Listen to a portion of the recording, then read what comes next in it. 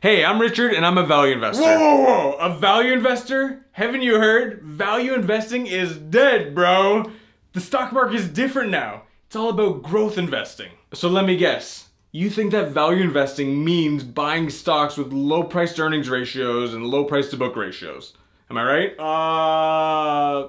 Maybe. Value investing versus growth investing. Now this one's gonna be exciting because the way I see it, there's two definitions of value investing floating around out there. And growth investing has a few definitions of its own, depending on who you ask. So let's start off by looking up the definition just on Investopedia. So according to Investopedia, growth stocks are those companies that are considered to have the potential to outperform the overall market over time because of their future potential. Value stocks are classified as companies that are currently trading below what they're really worth and will thus provide a superior return. Alright, so that's interesting, but now further down this page, we see this under growth stocks versus value stocks. It says value stocks are usually larger, more well-established companies that are trading below the price that analysts feel the stock is worth, depending upon the financial ratio or benchmark that it is being compared to. For example, the book value of a company's stock may be $25 a share, based on the number of shares outstanding divided by the company's capitalization. Therefore, if it is trading for $20 a share at the moment, then many analysts would consider this to be a good value play. It also says value stocks will typically trade at a discount either to the price to earnings, book value, or cash flow ratios. So that's Investopedia's definition, and it's a definition that I've seen different versions of before. Essentially, that buying low price to earnings and low price to book stocks means that you're value investing. So here's the quick and dirty on price to earnings, book value, and cash flow ratios that were just mentioned in the Investopedia article so that we're all on the same page before moving forward. Price to earnings is a ratio of the company's price in relation to its earnings over the past year. And its purpose is to give you an idea of how cheap or how expensive a company is relative to its earnings. Price to book is similar, but instead of comparing the price to its earnings, it's a ratio of the company's price in relation to its current equity. So all companies have assets, things like property and equipment, cash in the bank, etc., as well as they all have debts and other liabilities. And if you take the total of all the assets and you subtract the total of all the debts and liabilities, the result is essentially the net worth of the company, which is otherwise referred to as its equity. And on a per share basis, it's referred to as book value. So price to book gives us an idea of how cheap or how expensive a company is relative to its equity net worth value. And then a ratio like price to cash flow is basically very similar to the price to earnings ratio. And the main difference is that accounting earnings are often a little bit different than how much actual cash is being generated by a company because accounting earnings include non-cash items. So price to cash flow or price to free cash flow is very similar, but instead of getting the denominator of the equation from the bottom of the income statement, it comes from the cash flow statement instead. Nonetheless, this one again has the purpose of telling us how cheap or how expensive a company is in relation to how much cash it generates. So it is absolutely true that stocks with a low price to earnings ratio, a low price to book ratio, and low price to cash flow ratios are indications of a cheaper stock. And it's also true that in Warren Buffett's early years of stock investing and the way in which he was taught to find undervalued stocks did have a lot to do with finding stocks that had very low price to earnings ratios and very low price to book ratios. And I think this is partly what this distinction between value versus growth was born out of. Warren Buffett, by the way, as you probably know, but just for anyone watching that doesn't, is the most famous value investor of all of them. And he's one of the richest people in the world, and he got that way by investing in businesses. And sometimes that meant buying 100% of the business ownership, but it also often meant buying a non-controlling percentage through simply buying shares of its stock. So here's what Warren Buffett himself has to say on the whole thing. And I'm only gonna show you the relevant part, so it's about a minute and a half, and essentially someone says, hey Warren Buffett, Japanese stocks right now are trading at super low price to book ratios, so would it make sense to buy a basket of Japanese stocks since they're seemingly so cheap right now? And so here's what he has to say about that. The reason that, and I don't know the exact figures, the Japanese stocks would sell at a lower price book ratio than US stocks is simply because Japanese companies are earning far less on book than American companies, and earnings are what determine value, not book value. Book value is not a factor we consider.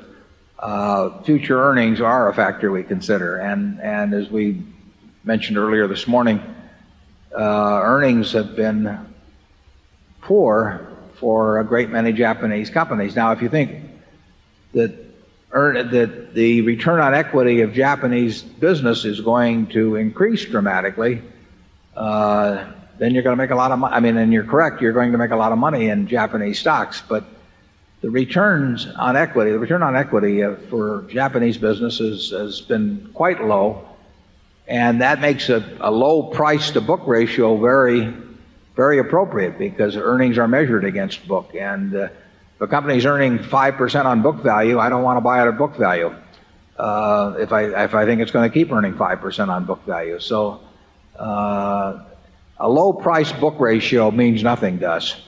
It does not intrigue us.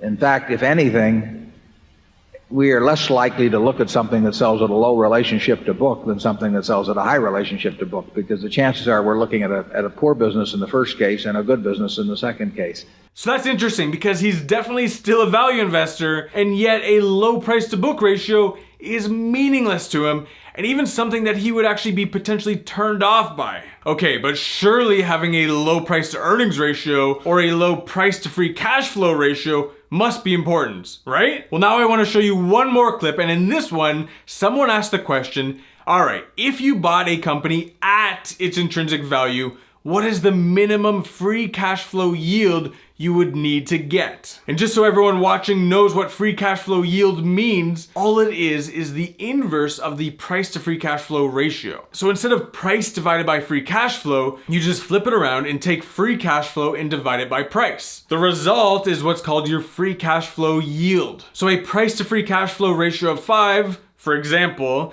means a free cash flow yield of 20%. And a price to free cash flow ratio of 20 would mean a free cash flow yield of 5%. And naturally, a higher yield would seem to be more favorable, right? Because you'd rather buy an investment that would give you a higher yield with 20% returns rather than a yield with 5% returns. And so this guy asked Buffett, what is the minimum after-tax free cash flow yield that you would need if you're buying a business at its intrinsic value?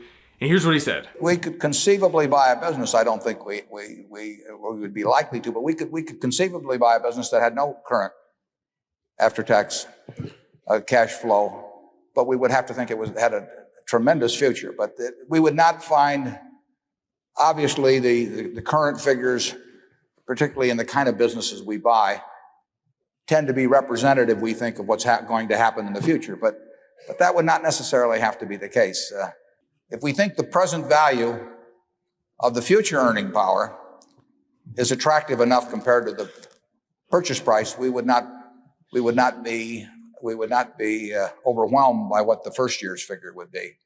Okay, so Buffett just told us that he could buy a business as a value investment, even if that business was not currently producing any free cash flow yet. And as long as their estimates of the present value of the future cash flows that it would generate made the current price look attractive, then it doesn't really matter what the financial ratios like the free cash flow yield look like at the moment of the purchase. Does that make sense? But wait though, isn't that kind of like the same definition as what some growth investors would consider to be growth investing? And by the way, that's also kind of depending on who you ask as well. Because some would say that growth investing is simply just buying stocks that are likely to go up in price rapidly. Or some might even say that growth investing means buying stocks that are already rapidly going up in price. So here's what Buffett had to say in his 1992 shareholder letter. And this was at a time when the debate of value investing versus growth investing was just as fierce as ever. He says, in our opinion, the two approaches are joined at the hip. Growth is always a component in the calculation of value. In addition, we think the very term value investing is redundant. What is investing if not the act of seeking value at least sufficient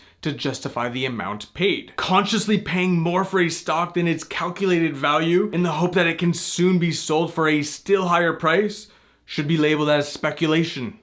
The investment shown by the discounted flows of cash calculation to be the cheapest is the one that the investor should purchase, irrespective of whether the business grows or doesn't, displays volatility or smoothness in its earnings, or carries a high price or a low in relation to its current earnings and book value. So if value investing were to mean buying stocks with low price earnings and low price to book ratios, then I guess it turns out that Warren Buffett isn't actually a value investor after all. Or it means that there's a couple definitions floating around of what it means to be a value investor. So next time you hear somebody say value investing is dead, or even just makes a distinction between value investing and growth investing, go ahead and ask them, what value investing definition are you currently even using? The one where you buy cash producing assets for less than they're worth? Or the one where you buy stocks with low price to earnings ratios and low price to book ratios? If you want to learn what this discounted flows of cash calculation is all about, then check out this next video right here. And also please consider sharing this video with a friend,